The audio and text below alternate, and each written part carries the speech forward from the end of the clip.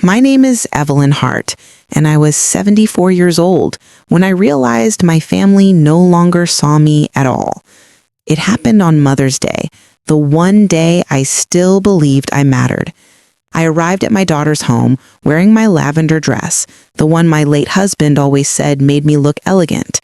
My grandchildren ran to me, laughing and hugging me as if nothing in the world could ever go wrong.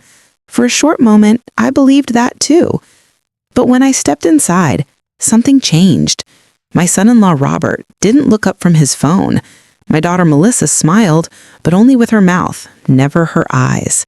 She handed me a pink card and told me to read it out loud. The handwriting was childish and sweet, decorated with little flowers, but the words inside felt like a punch to the chest. Roses are red, violets are blue. You're a burden to everyone. We don't want you here. Silence followed. Then Robert laughed, a cruel laugh that echoed in the room. Melissa joined in. Even the children giggled, copying the adults without understanding why. My heart cracked as I stood there trembling. Melissa brushed it off as a joke, telling me not to be dramatic. I couldn't breathe. I stood and whispered that I should leave. She didn't even get up to say goodbye.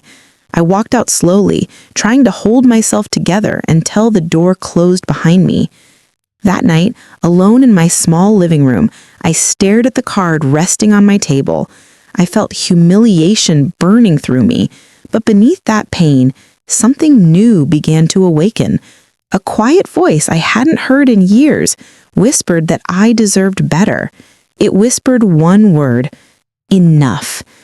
As I sat in my old armchair, memories washed over me. Memories of raising Melissa alone after her father left without warning.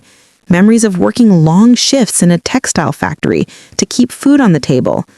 Memories of selling my mother's jewelry to pay for Melissa's nursing school. I had given everything I had, time, money, dreams, so my daughter would never feel the emptiness I once felt. And for many years, she appreciated it. But appreciation slowly turned into expectation.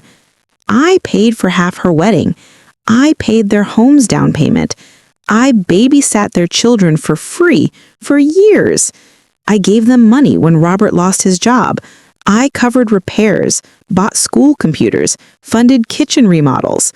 I didn't realize it then, but I was slowly turning into a silent provider instead of a mother. And then came the night I overheard Robert on the patio talking about sending me away, as if I were an old piece of furniture taking up space. I stood behind the door, frozen, unable to understand how my family had drifted so far from love. That night was the beginning of the end.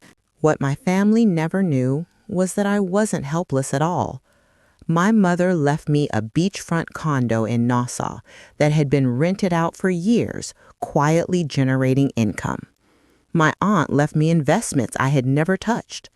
Altogether, I had nearly $400,000 saved. But I never told Melissa or Robert.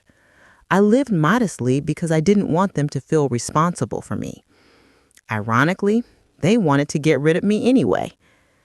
The night of the Mother's Day humiliation, as my tears finally dried, everything became clear. I saw the truth of my life without excuses. I wasn't a burden. I was the reason their life was comfortable. I wasn't unwanted. I was unappreciated. And for the first time in decades, I realized that staying silent had only taught them that I didn't need respect. The next morning, I put on my best suit and walked to the bank. I canceled every payment I had been sending Melissa. I closed our shared account. I moved my investments. My banker asked if I was sure. I told him I had never been more certain.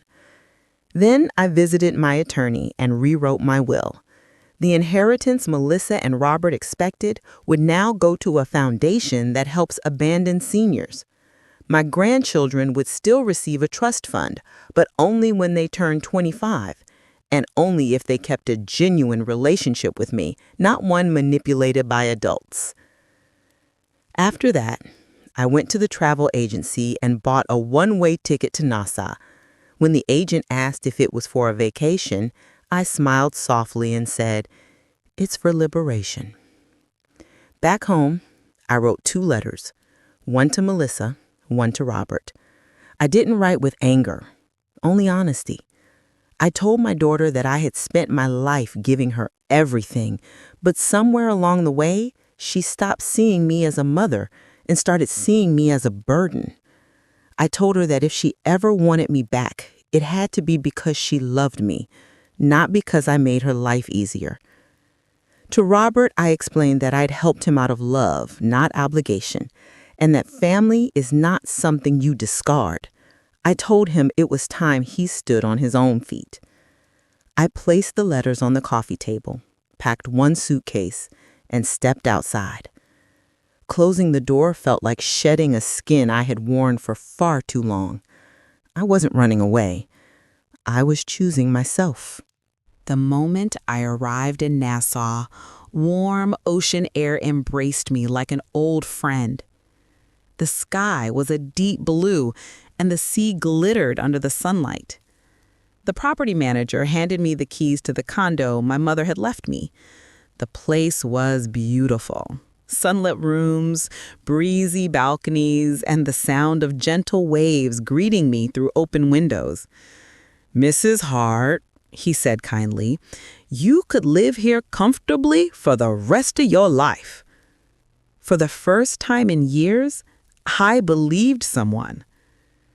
I settled into a community of retirees, artists, widows, travelers, people who weren't looking to be rescued, only understood. I joined painting groups, danced on the beach, and watched every sunrise from my balcony with a quiet joy I had forgotten existed. Each day felt lighter, freer, more like living and less like surviving. A year later, a letter arrived. It was from my eldest grandchild. The envelope was shaky, the handwriting simple. Inside, the words touched my heart more than anything Melissa had said in years. "Grandma, Mom says you ran away, but I don't think you did. I think you just needed space. I hope you're okay. I miss you." A small drawing of us holding hands was tucked inside. I pressed it to my heart and cried, not from sadness, but from healing. Sometimes the people you love most forget your worth until your absence reminds them. Sometimes walking away is not an act of anger, but an act of self-respect. And sometimes starting over at 74 isn't the end of a story. It's the beginning of the first chapter you write for yourself. My name is Evelyn Hart, and this was the day I remembered who I was.